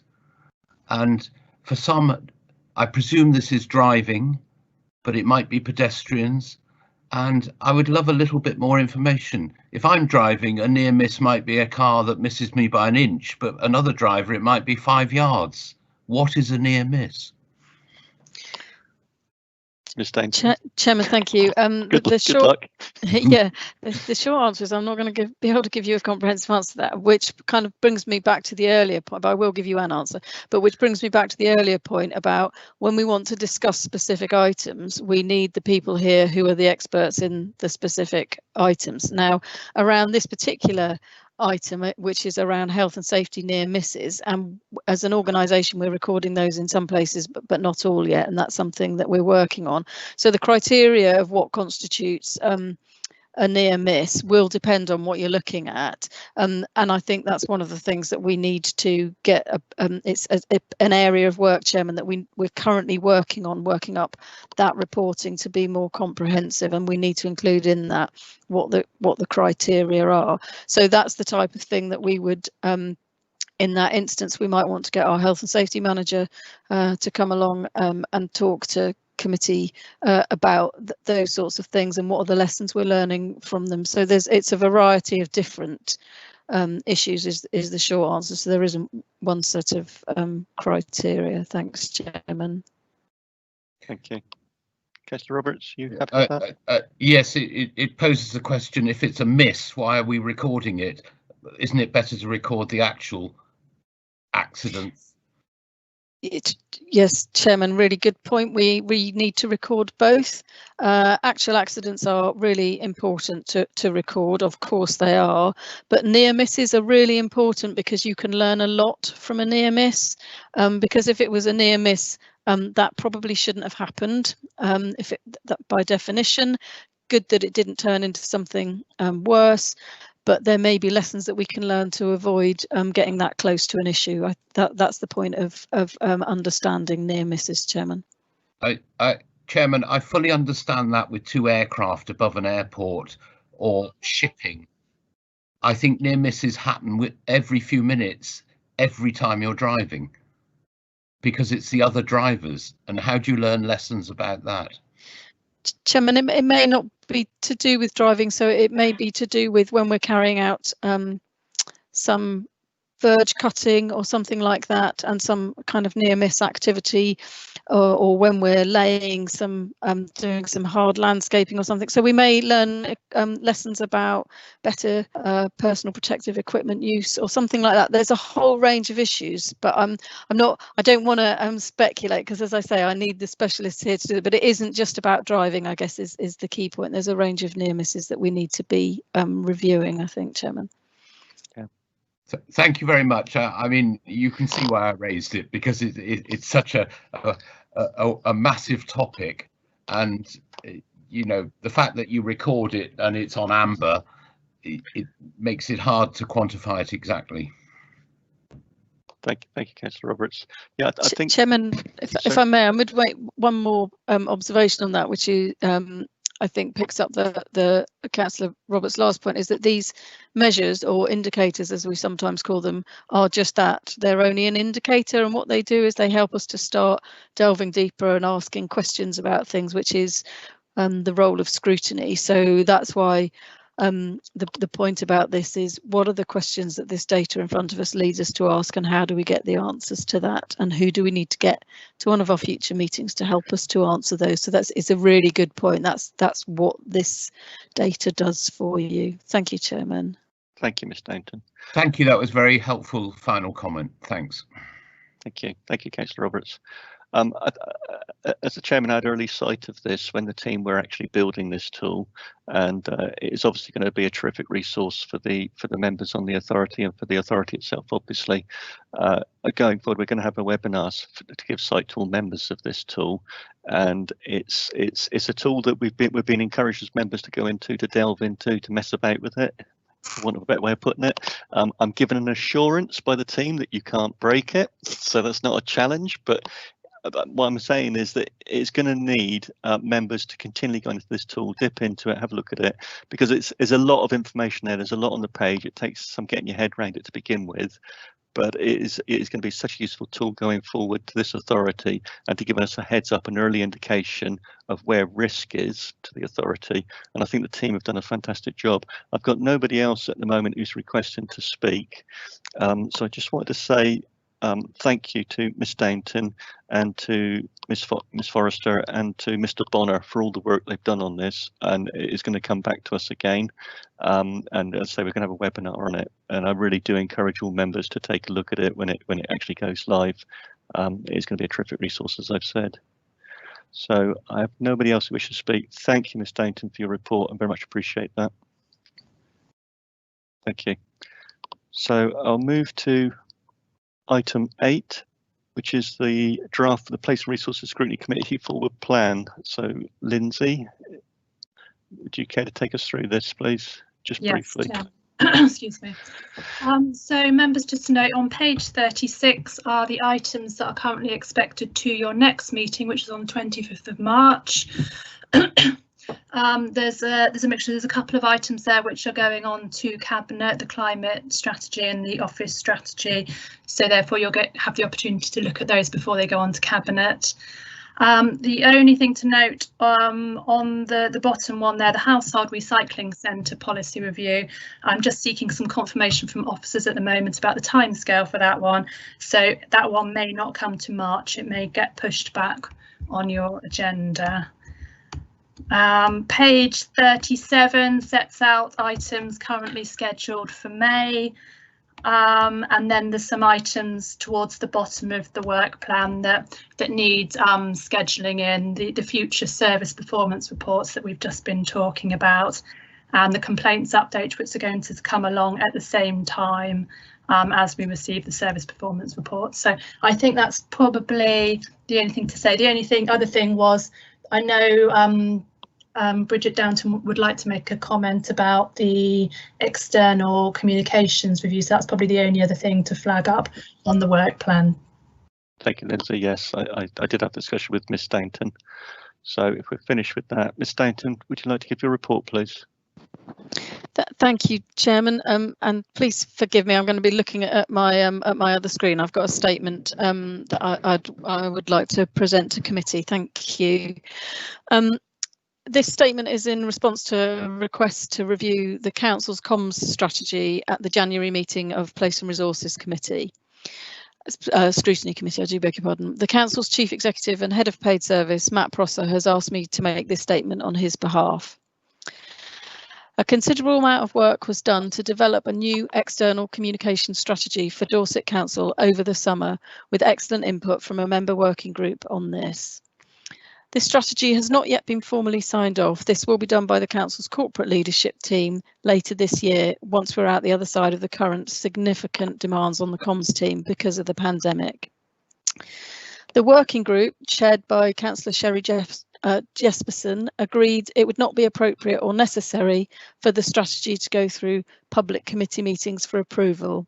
It's an operational plan, and in any event, if it were to require a democratic sign-off under the new arrangements, it would be an overview, not a scrutiny role. So Matt Prosser, the Chief Executive, doesn't feel that this is a good use of committees or officers' time at the moment. He's asked that rather than review the comms strategy now, that the Place and Resources Scrutiny Committee review the strategy 6 months after it's been in place. So that's likely, probably, Chairman, to be around September. And thank you for allowing me the opportunity to read this statement. Thank you. Thank you, Ms. Dainton. That's quite all right. And I fully concur with the statement that you've given. Thank you. Okay, I now move to agenda item 9, the Cabinet Forward Plan. Lindsay, do you want to quickly take us through that, please? Chairman, only really to say that some items that sit within your committee forward plan are items that are on the Cabinet Forward Plan. This is put on your agenda for your information and so that you can review the reports and decisions that Cabinet are going to be taking over the next few months.